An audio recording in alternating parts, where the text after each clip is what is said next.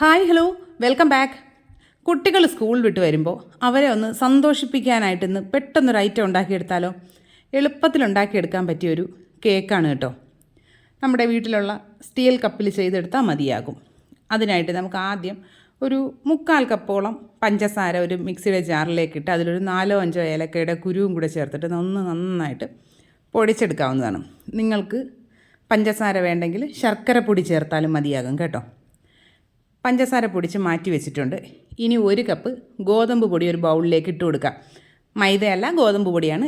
2 pinch ഉപ്പ് ചേർത്ത് കൊടുക്കുക. 1/2 ടീസ്പൂൺ ബേക്കിംഗ് സോഡ കൂടെ ചേർത്തിട്ട് നന്നായിട്ടൊന്ന് മിക്സ് ചെയ്ത് മാറ്റി വയ്ക്കാവുന്നതാണ്. ഇനി ഇതിലേക്ക് നമ്മൾ പൊടിച്ചു വെച്ചിരിക്കുന്ന പഞ്ചസാരയും ഏലക്കയും കൂടിയുള്ള മിക്സ് ചേർത്ത് കൊടുക്കുക. ഈ ഗോതമ്പ് മാവിലേക്ക് പഞ്ചസാര മുഴുവനായിട്ടും ഒന്ന് മിക്സ് ആകുന്നത് വരെ ഇളക്കി കൊടുക്കാവുന്നതാണ്. ഇനി നമുക്കിതിലേക്ക് ചേർക്കേണ്ടത് പാലാണ്. 3/4 കപ്പ് പാലാണ് ഇതിൽ മുഴുവനായിട്ടും ചേർക്കുന്നത്. ആദ്യം ഒരു 1/2 കപ്പ് ചേർത്ത് കൊടുത്ത് അത് നന്നായിട്ടൊന്ന് മിക്സ് ചെയ്തതിന് ശേഷം പിന്നെ 1/4 കപ്പ് പാൽ ഒരു 2 തവണയായിട്ട് മിക്സ് ചെയ്തെടുക്കുന്നുണ്ട്. ആദ്യമേ മുഴുവനായിട്ട് ഒഴിച്ചു കഴിഞ്ഞാൽ മിക്സാക്കി എടുക്കാൻ കുറച്ച് ബുദ്ധിമുട്ടായതുകൊണ്ടാണ് ഇങ്ങനെ ചേർക്കുന്നത്. ഇത് നമ്മുടെ നോർമൽ ടെമ്പറേച്ചറിലുള്ള പാലാണ്, തിളപ്പിച്ച പാലല്ല. നിങ്ങൾക്ക് വേണമെങ്കിൽ തിളപ്പിച്ച് ആറി നോർമൽ ടെമ്പറേച്ചറിലായ പാലും ചേർക്കാവുന്നതാണ്. ഞാനിപ്പോൾ തിളപ്പിക്കാത്ത പാലാണ് ചേർത്തിരിക്കുന്നത്. പാലും കൂടി ചേർത്തിട്ട് നന്നായിട്ടൊന്ന് മിക്സ് ചെയ്തെടുക്കാവുന്നതാണ്. വീഡിയോസൊക്കെ കാണുന്ന കൂട്ടുകാർക്ക് ഇഷ്ടമാകുന്നുണ്ടെങ്കിൽ പ്ലീസ് ഒന്ന് ചാനൽ സബ്സ്ക്രൈബ് ചെയ്ത് സപ്പോർട്ട് ചെയ്യണം കേട്ടോ. വീഡിയോസൊക്കെ ലൈക്ക് ചെയ്യുക, കമൻറ്റ് ചെയ്യുക, ഷെയർ ചെയ്യുക. പാലെല്ലാം ചേർത്ത് നന്നായിട്ട് മിക്സ് ചെയ്തതിന് ശേഷം ഇതിലേക്ക് നമുക്ക് 2 ടേബിൾ സ്പൂൺ നെയ്യ് ചേർത്ത് കൊടുക്കാവുന്നതാണ്. നെയ്യ് ചേർക്കുമ്പോൾ ഒരു സ്പെഷ്യലായിട്ടൊരു മണം കിട്ടും കേട്ടോ ഈ കേക്കിന്. നിങ്ങൾക്ക് വേണമെങ്കിൽ ബട്ടർ മെൽറ്റ് ചെയ്ത് ചേർക്കാവുന്നതാണ്, അല്ലെങ്കിൽ നമ്മുടെ സൺഫ്ലവർ ഓയിൽ ചേർത്താലും മതിയാകും കേട്ടോ. ഇതായിപ്പോൾ നമ്മുടെ മിക്സിംഗ് പരിപാടി എല്ലാം കഴിഞ്ഞിട്ടുണ്ട്. പെട്ടെന്ന് കഴിയും കേട്ടോ. ഇനി അതിനെ നമുക്കൊരു സ്പാച്ചുല കൂടി വെച്ചിട്ട് നന്നായിട്ട് ഒന്നുകൂടി ഒന്ന് മിക്സ് ചെയ്ത് കൊടുക്കാവുന്നതാണ്.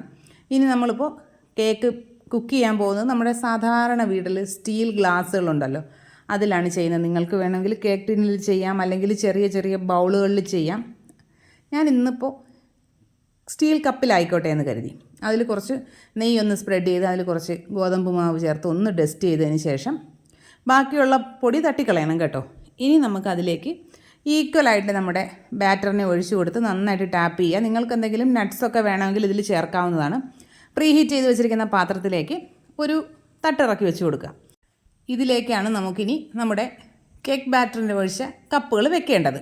വെച്ച് കൊടുത്തതിന് ശേഷം അടച്ചിട്ട് ഒരു മീഡിയം ഫ്ലെയിമിൽ 35 മിനിറ്റ്സ് ആയപ്പോഴേക്കും എനിക്ക് കുക്കായി കിട്ടിയിട്ടുണ്ടായിരുന്നു. ചിലപ്പോൾ നമ്മുടെ ആ ബർണറിൻ്റെ സൈസ് അനുസരിച്ചും അതിലെ ഫ്ലെയിമിൻ്റെ ചൂടനുസരിച്ചുമൊക്കെ കുറച്ചൊക്കെ സമയം വ്യത്യാസം വരും.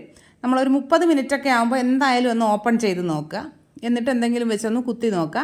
കുക്കായിട്ടില്ല എന്നുണ്ടെങ്കിൽ അടച്ച് വെച്ചിട്ട് ഒരു 5-10 മിനിറ്റ് കൂടെ കുക്ക് ചെയ്തെടുക്കാവുന്നതാണ്. ഞാനിപ്പോൾ ഒരു സ്ക്യൂർ വെച്ച് കുത്തി നോക്കിയപ്പോൾ അതിൽ തീരെ പറ്റി പിടിച്ചിട്ടൊന്നുമില്ല, പെർഫെക്റ്റ് ആയിട്ട് കിട്ടിയിട്ടുണ്ട്. നമുക്കതിനെ പുറത്തെടുത്ത് തണുക്കാനായിട്ട് വെക്കാവുന്നതാണ്. തണുത്ത് കഴിയുമ്പോൾ നമ്മുടെ കയ്യിലേക്കൊന്ന് കമഴ്ത്തുക, ഒന്ന് തട്ടി കൊടുക്കുക. അപ്പോഴേ അതിന് ഡീമോൾഡായി കിട്ടും കേട്ടോ. നല്ല അടിപൊളി ടേസ്റ്റുള്ള കേക്കാണ്, നല്ല സോഫ്റ്റാണ്. കുട്ടികൾക്കൊക്കെ നന്നായിട്ട് ഇഷ്ടപ്പെടും. നമുക്ക് മെഷറിംഗ് കപ്പോ കേക്ക് മോൾഡോ ഒന്നും ഇല്ലെങ്കിലും നമ്മുടെ വീട്ടിൽ കുട്ടികൾക്ക് നല്ല കേക്ക് ഉണ്ടാക്കി കൊടുക്കാവുന്നതാണ്. എല്ലാ കൂട്ടുകാരും ട്രൈ ചെയ്ത് നോക്കുക. ഫീഡ്ബാക്ക്സ് കമൻറ്റ് ബോക്സിൽ അറിയിക്കുക. പഞ്ചസാരയ്ക്ക് പകരം നമ്മൾ ശർക്കരയാണ് ചേർക്കുന്നതെങ്കിൽ ഒരു 3/4 കപ്പോളം ശർക്കര എടുത്ത് ഒരു 1/4 കപ്പ് വെള്ളത്തോളം ഒഴിച്ച് ഒന്ന് നന്നായിട്ട് മെൽറ്റ് ചെയ്ത് ചൂടാറിയതിന് ശേഷം ഇതിലേക്ക് ചേർക്കാവുന്നതാണ്. അപ്പോൾ നമ്മൾ ഇതിലേക്ക് ഒരു 2 ടേബിൾ സ്പൂണൊക്കെ പാൽപ്പൊടി ചേർത്ത് കൊടുക്കണം. അപ്പോൾ നല്ല ടേസ്റ്റ് ആയിരിക്കും. അല്ലാതെ നമ്മൾ ശർക്കര മെൽറ്റ് ചെയ്തതിന് ശേഷം പിന്നെ പാലും കൂടി ചേർക്കാൻ പറ്റില്ല. അപ്പോൾ പാൽപ്പൊടി ചേർത്ത് കൊടുക്കണം. ഇല്ല എന്നുണ്ടെങ്കിൽ നമുക്ക് ഈ പൊടിയായിട്ടുള്ള ശർക്കര വാങ്ങാൻ കിട്ടുമല്ലോ, അതും ചേർത്ത് കൊടുക്കാവുന്നതാണ് കേട്ടോ. അപ്പോൾ എല്ലാ കൂട്ടുകാരും ട്രൈ ചെയ്ത് നോക്കുക. വീഡിയോസൊക്കെ ഇഷ്ടമായാലും ലൈക്ക് ചെയ്യുക, കമൻറ്റ് ചെയ്യുക, ഷെയർ ചെയ്യുക. ഇനി നമുക്ക് മറ്റൊരു വീഡിയോ ആയിട്ട് ഉടനെ തന്നെ കാണാം. ബൈ.